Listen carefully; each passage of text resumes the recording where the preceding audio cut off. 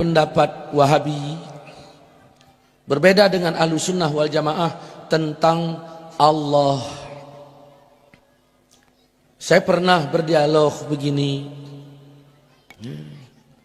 Mas, saya Ustadz, kalian kenapa beda sama kami? Oh, kami langsung pada Quran dan hadis, Ustadz. Begitukah? Iya. Di mana bedanya kalian sama kami? Ya banyak bedanya. Kalian tauhidnya Asy'ariyah, pakai sifat 20.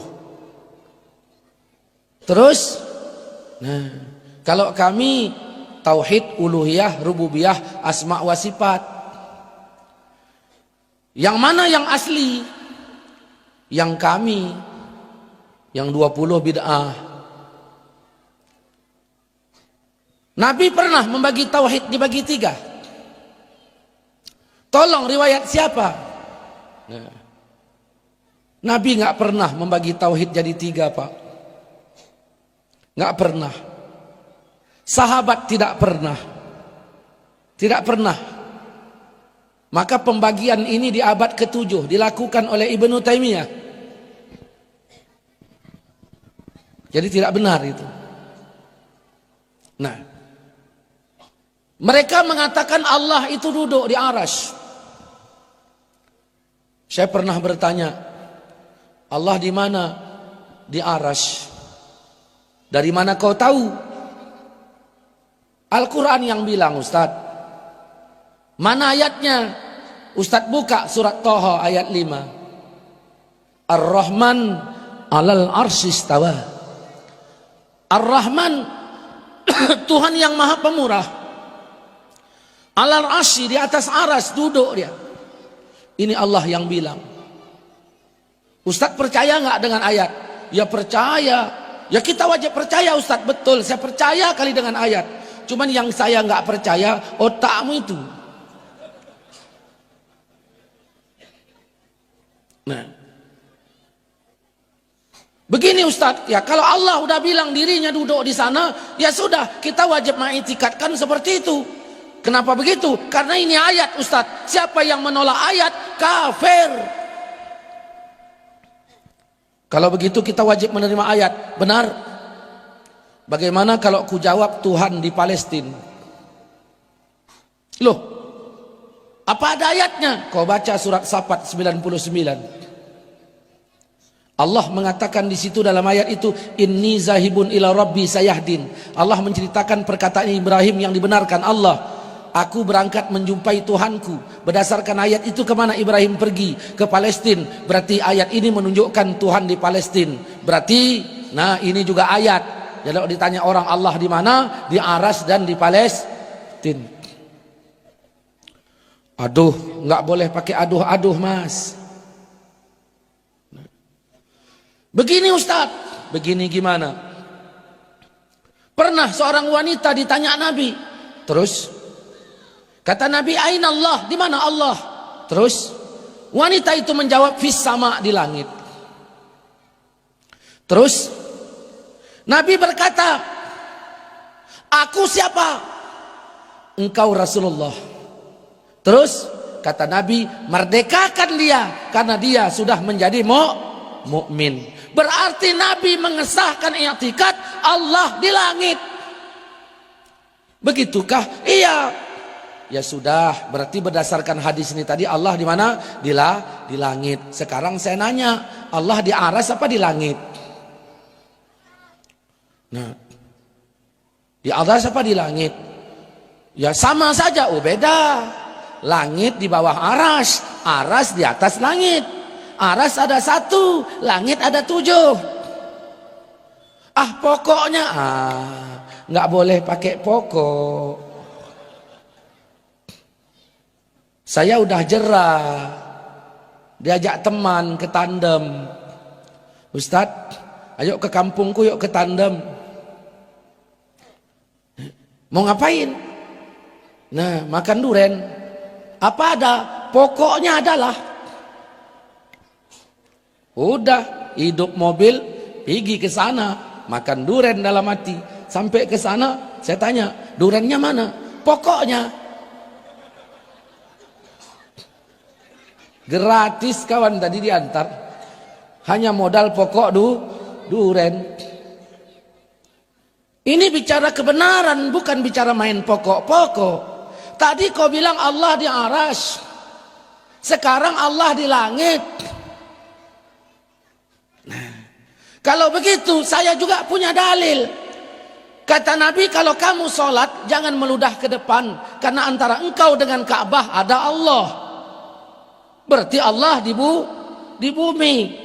Al-Quran surah Al-An'am ayat 3 mengatakan wa huwallah fis samawati wal ard. Dianya Allah di langit dan di bumi. Begini loh Ustaz. Begini gimana?